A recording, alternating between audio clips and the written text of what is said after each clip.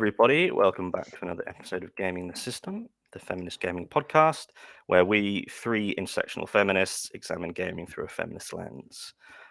Today is our first session back after one, meeting each other in person for the first time, and our first ever in person in front of an actual audience of actual living, breathing people live show podcast in Cardiff that we did 2 weekends ago.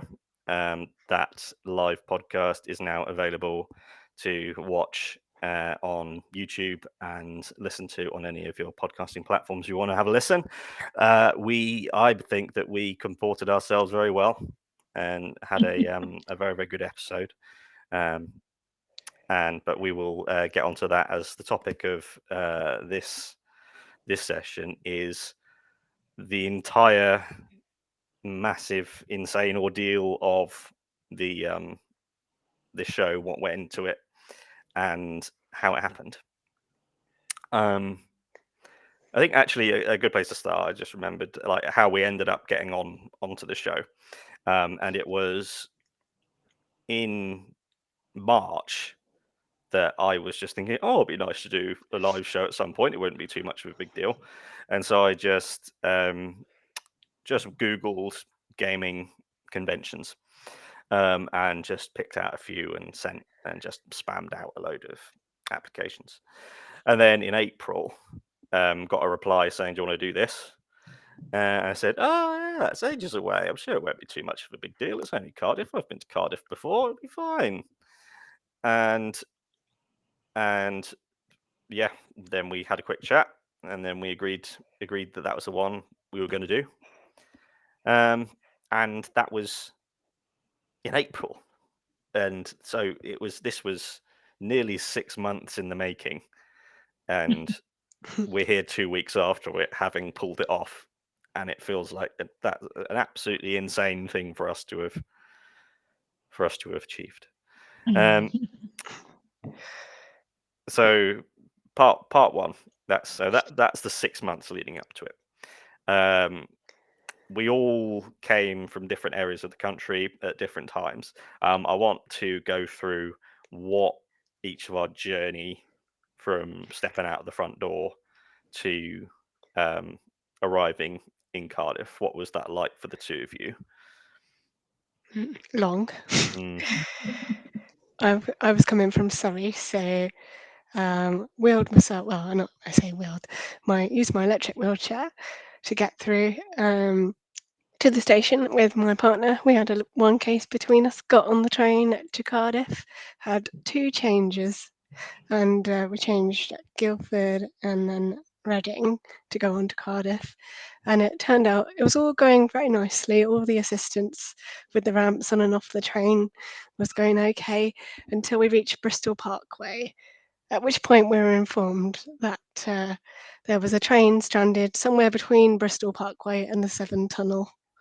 And it was not moving because of signalling problems. So then it turned out they had to then get people to like manually move the train somehow through a process. I've forgotten the name what they used, but it's some kind of manual track alteration thing to then move the people that were stranded on that train out of the way so that other trains could keep going on through the tunnel. So it turned out we were sat at Bristol Parkway for like an hour and a half. And it's a good job because we were going down on the Friday evening. Well, I say Friday evening, Friday afternoon, and the con itself was on Saturday, so I built in a lot of time, and I'm very glad that I did. So eventually we did make it through to Wales, through the tunnel, and got into Cardiff, got off at Cardiff Central, and made our way through the city to the little hotel where we were staying, premiering. So the journey there was long, but nothing too majorly disastrous, I would say. Just a very long delay. Yeah, we made it though. We made it though. I think it was all right. Yeah. How about you, Jem? I think I had the easiest journey of all of us. I don't live that far away from Cardiff. It's just about an hour and 40 minutes drive from where I am, and I brought my daughter, who's 15 and a half, and was pretty mortified doing something at this event. But so we decided to come on the Friday. Originally, we were just going to drive up on the day and drive back. But we decided that we needed to be there a little bit earlier than I thought we were going to have to be there. So I think they wanted us there by about 9, or before 9 rather, to just get us in and everything before the hordes arrived. So I thought, well, we better get there the night before. So we just drove up, and it was just general Friday traffic. So Yeah. like the journey from mine to Cardiff. It's a nice route actually, and I don't mind driving, so it was all good. So I drove, and then we went out for dinner in the evening. And my daughter's like super fussy about what she eats, and she also has a nut allergy and sesame allergy, so it just makes it really difficult to work with all of that. So I thought I'd found this excellent place, and it was really, really good food, but yeah, they struggled a little bit to find anything that was on their menu that was safe to eat and that she would eat. She didn't like anything different. So I think she ate like 2 mouthfuls of rice, Oh, basically. yeah. Yeah, but it was interesting for her because we're very country mice. And so, we were in the middle of Cardiff, which is a really lively university city, on a Friday night, and so Yeah. there was lots of people out and about, and all dressed up for going out on the town, and then it's just a completely different experience for all of us, but for her it was fun. So because there was 3 of us, and it's so expensive to get 2 hotel rooms, and she won't stay in the same room as us anymore. She's too old for that. We ended up we found an Airbnb, which was actually really nice, and not very expensive at all, much cheaper than a hotel, and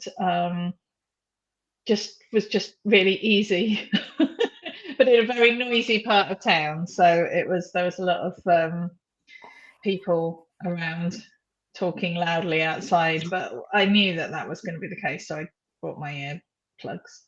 So it was fine. Yeah, it was good. It was all very smooth, and Good. yeah. Yeah.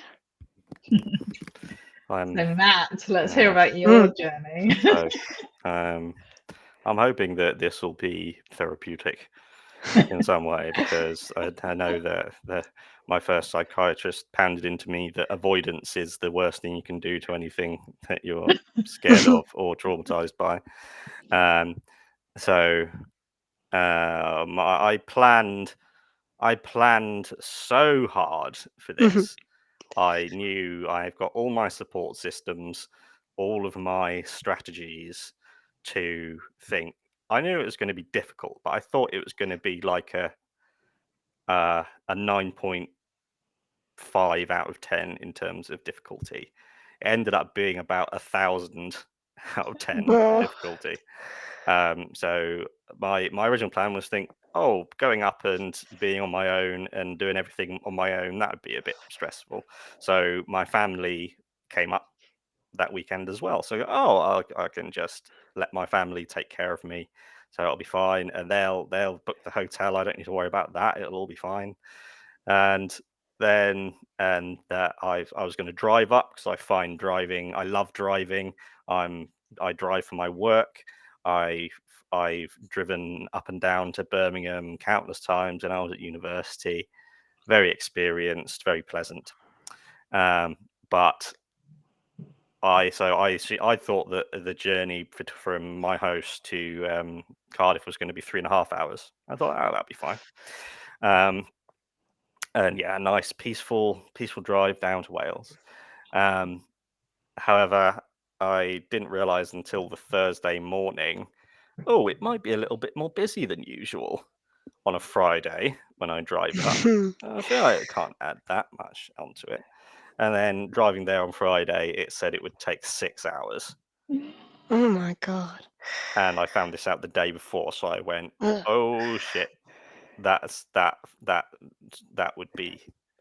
impossible. That's so. And then I thought, oh, I've got a good idea. I'll drive down today, that Thursday.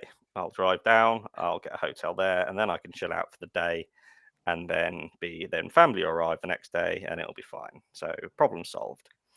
But then the journey there still took 5 hours on Thursday, Wow. and it was Oh. roastingly hot. Yes, it was. And that journey was horrendous just getting there. But then I thought, right, I'm there. I got there. It's fine. And I had to. This is a good bit, which I'll share. This was one of the best bits of the weekend. There were lots of incredibly awesome things that happened. Don't get me wrong. It was just the ordeal that was around it that made it incredibly difficult. Have ever of you heard of a zip hotel? Yes. So Yeah, there's like smaller ones, aren't they? I think. yeah, they are, and it is heaven on earth. Oh, It was the cheapest one I could find at the last minute, and I'll show you a video that I took exciting. of what it was like inside.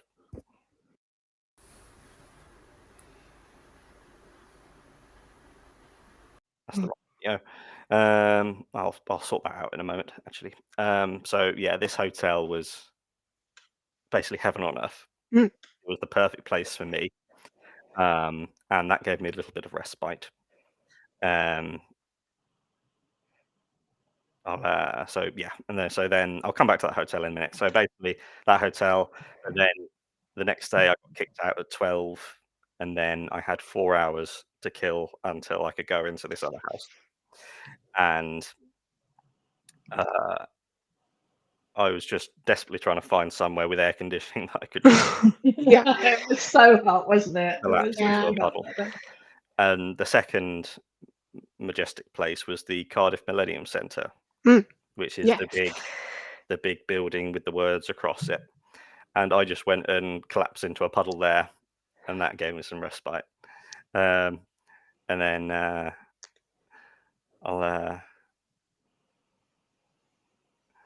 then yeah, basically went from there to the Airbnb house we had. But this was literally a carpet, one massive carpet, and it was made for the most horrifying night in a place that I've ever spent. It was fucking biblical. The heat of it, just the absolute heat of it. And so the night before, because it was, even though this zip hotel, it had air conditioning that actually functioned, the best air conditioning I've ever experienced. I still didn't get much sleep because it's a strange place. Yeah. And so I got about 4 hours sleep that night, then about 3 hours sleep on Friday night. And I need my sleep.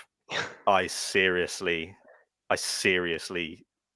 that was the first thing my psychiatrist said, right, this is the priority we need to sort out. That's how important he knows that sleep is for me. And then the following morning, after not having slept, I thought, I cannot be in this house anymore. So I got on a bus and went back to the Millennium Centre. and then that's where I was from about 11 o'clock till 2 o'clock when I left. And yeah, it was Oh man, that sounds horrendous. it was so much impossibly harder than I anticipated in every way. In every single one of my support systems, I went, oh, I can manage it up to that part, and then it goes. Yeah. Yeah, that's Wow. patch it. And absolutely yeah, you smash it. made it. And I think it was really interesting actually for me because just listening, like I have my own things going on, like I was saying about my daughter and her, and sort of most of it's around making things as easy for her as possible. She she struggles in those kind of situations, but she really wanted to be there. And then listening to both of your experiences with, just goes to show, doesn't it, that when people say, like, you don't know the struggle that people are going through in their day. You see them at a point, but you don't know what they've had to go through to get there. And I think that is one of the things that really made me appreciate, was that we'd all had our own little struggles to arrive there. Very, very different experiences for each of us, but very challenging experiences, just to arrive there and just to be there.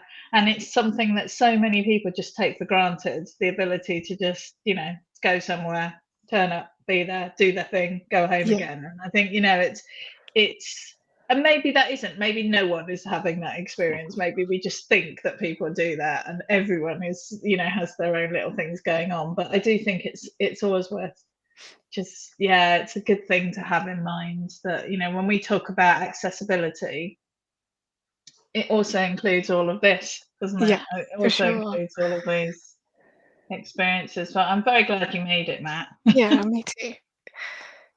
I'm glad Yeah. that your train finally made it through Yeah, the so am I. tunnel. Yeah. So yeah.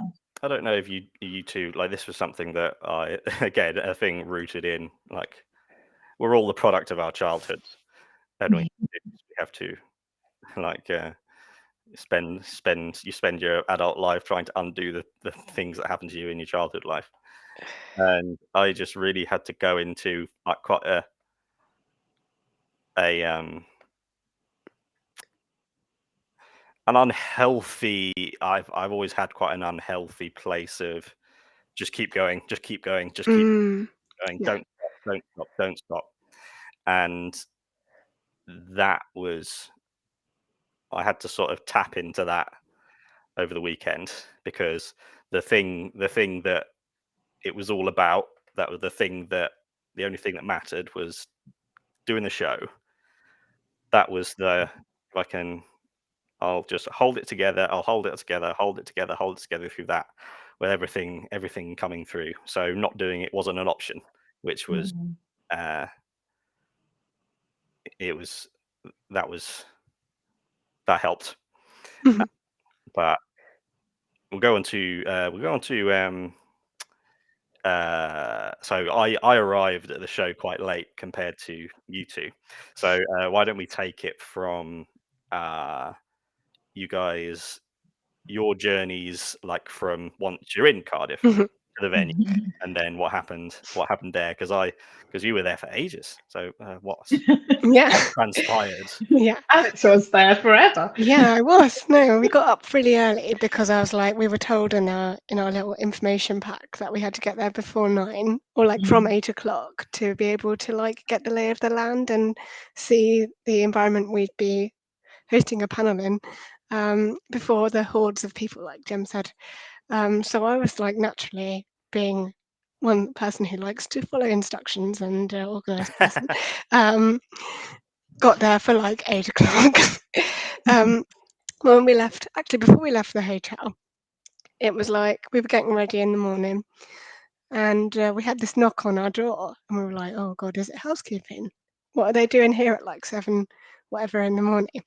And I was getting dressed, and Tom, my partner, went over, opened the door and opened it and said, oh, sorry, I think you've got the wrong room.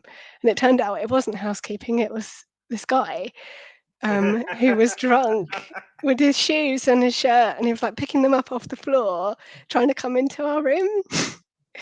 And then he was like, mate, you've got the wrong room. And then he just sort of he kind of looked slowly round into the room, and then slowly started stepping back, turned around and walked off without a word. And we were just like, okay, I guess he's all right. But it transpired the night before there had been a large concert in Cardiff Bay, I think for Oh, I've forgotten the Chemical name of it Brothers. now. Chemical Brothers, yes, that's it. Yeah, so there was an awful lot of people just heading down to Cardiff Bay in like rave gear and like fluorescent outfits and all this sort of stuff. Me and Tom actually went to the bay the night before to have ice cream and just walk around and stuff. And there were all these people there. So it's probably someone from the Chemical Brothers concert got a bit confused about which hotel room he was in and attempted to get into ours. So once that was dealt with, we got on our way, relying on the lovely Google Maps to not a sponsor, by the way. There are other maps available to find our way to the venue. We stopped off at Sainsbury's local, I think it was, to grab some pastries for breakfast because we hadn't paid for breakfast because that's a rip-off at hotels. Um, and it was perfectly edible, which was fine. I had a little croissant. I can't remember what Tom had, but anyway, we then tried to navigate our way to the venue. And as you may or may not be aware, as a wheelchair user in a city I'm not overly familiar with, we had to do a lot of U-turns to find things like drop curbs, because Google will tell you one way and you go that way, then you realize there's no way to cross over or get down or like find the route that you're supposed to be getting on until you figure out how to navigate the landscape of the pavement, which can be quite a fun journey in itself. But eventually we managed to find it. And then it was kind of a weird building. It was like just along the side of a street, really, with all these doorways, and you weren't really sure which one you were supposed to go in.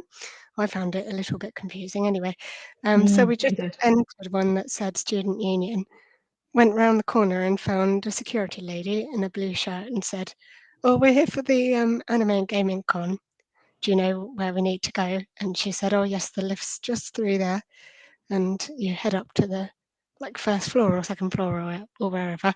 So we found the lift, and the lift was definitely usable, but as long as it was only like one wheelchair user in there at a time, because it was so small that you couldn't physically turn around in it. So it was one of those where I had to go in and then slightly maneuver to allow space for Tom to get in at the same time, press the button, head on up, and find chaos. Frankly, is probably the word to describe it. They were trying their best, I think, and they're probably working with not a lot of information, but it was a lot of very nerdy young people who didn't seem to know what was going on. Went up to them and said, "Oh, we're here from Gaming the System, and we want to pick up our wristbands, and can you show us where we're doing the panel?" So eventually, they then had to get a tablet with the list of people on because they didn't have a list of people. Found us, gave us wristbands, and I said, "Oh, could you show us where the panel room is?" "Oh, you'll need a card to access that because the door's locked and they haven't opened it yet. We've asked them to, but they haven't done it. Could you come back after 9 o'clock?" So we were like, "Okay, right then." Well, that was the waste of an early start. We'll head back downstairs to that nice looking coffee shop and have an extra breakfast um, while we wait. So we got a lovely table and had extra breakfast. I had a hot chocolate and a little pastry, and Tom had a pastry and a coffee. And we had the place to ourselves, which was nice. And kind of just people watched until Jem turned up.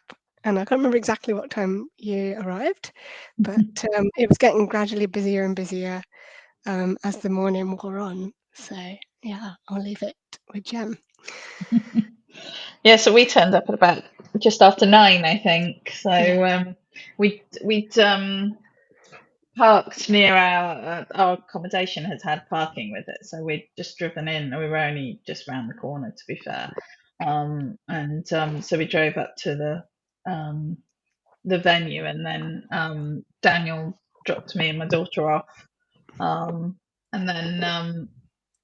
then went and parked the car. And I think we came in to say see. It's so funny actually because obviously we've not met in person Yeah. until this point, and I just thought, like, I was like, oh, there's Alex and Tom. It was just like, it wasn't strange to see No. you Yeah. at all. It was just like, oh, that makes perfect sense. I immediately recognised you. I actually recognised Tom first.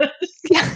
Yeah. And it was just I've met quite a lot. I've had this experience quite a lot of times in my life. I have met quite a lot of people that I've known for a long time online, and not met in person, and so so often it just feels like it takes a minute for you to just feel like, it's that person that I've been talking to all this time. So it doesn't feel too weird or anything. So yeah, it was just really nice. And it was, I agree with you completely. It was very confusing as to how to get in. And actually we ended up in the theatre next door to start off with. And they were like, no, you want the student union, it's next door along. So it wasn't very clear where they were, and actually in the end I think that that where we went in was a lower ground floor, and then there was another floor upstairs, which is where we had to go up and get our bands and everything.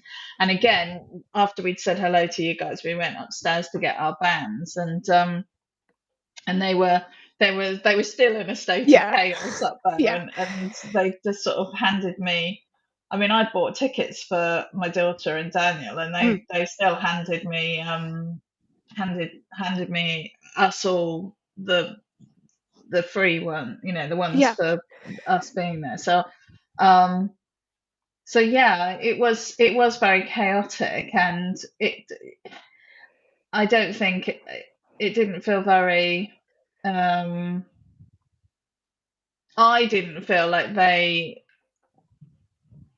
sort of I didn't feel like we were treated as anyone differently from anyone who went, which is fine. I wasn't expecting a greenery. I was expecting a bit more of a, I guess, a welcome. I don't know, or or just a bit more sort of like, yes, we've got you. We know this is where you're going to be. This is where you need to be there. So, but I know that these things are usually chaotic. It was a really interesting venue, and as you said, it's on multiple floors. So that made life a little bit challenging, and as the day went on, they did some weird one-way system which just made it even more confusing, and just everyone, I think we all got lost at some point. I think you were probably, I mean, I know you had like lots of delays in the lifts, but I think you were probably better off going down in the lift than trying to navigate your way through the weird system that they had. But it was cool. Student union. Cool, so they had some amazing things there, didn't they? And they had a really nice shop on the ground floor. Like they had this cafe that we spent quite a lot of time in throughout the day, mainly because it had amazing aircon. And it was still baking, and I was just so amazed by all these people walking around in their costumes in that heat. But also it's very quiet all day, and but they also had a very cool noodle shop selling all sorts of like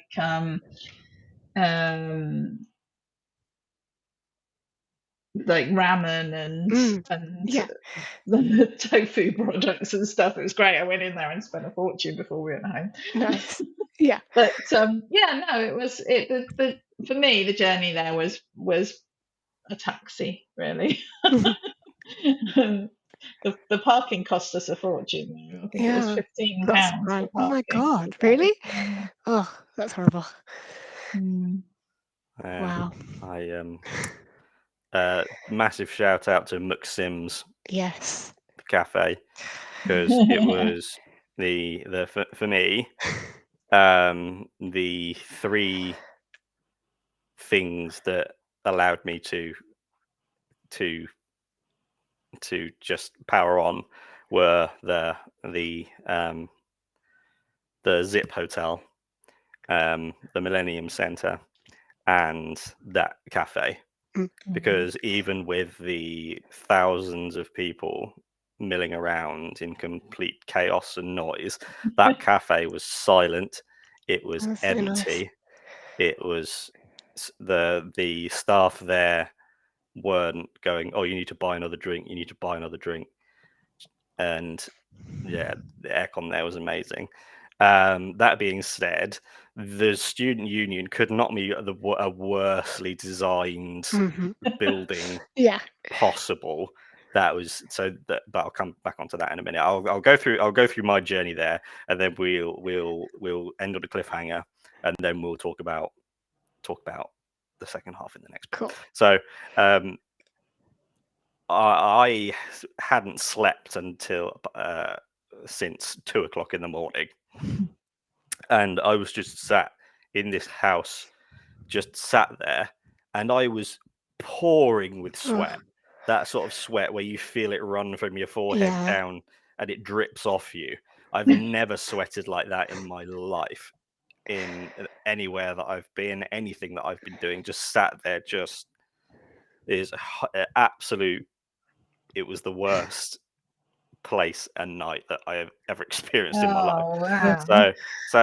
So the journey that night, so that was like the 1,000 out of 10 scale. So 2 of those things, and not being able to sleep. So all these things, I think, if just one of these things had happened, I might have been able to handle it.